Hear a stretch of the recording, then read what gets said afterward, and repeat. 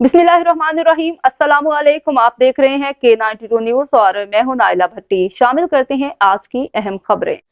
कराची तहरीके लब्बैक Pakistan Karachi division की तरफ से सालमाना इलेक्शन रिजल्ट के खिलाफ एहतजाजी रैली।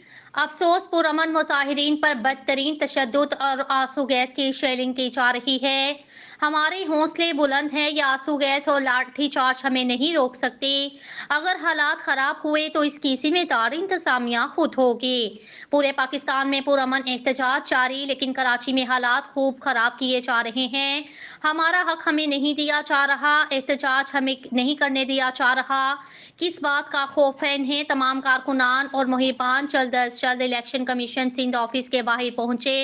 एहतजाजी रैली अमीर तहरीक लब्बैक पाकिस्तान कराची डिवीज़न मुफ्ती मोहम्मद कासिम फखरी की क़यादत में इलेक्शन कमीशन सिंध की जानिब रवां दवा है।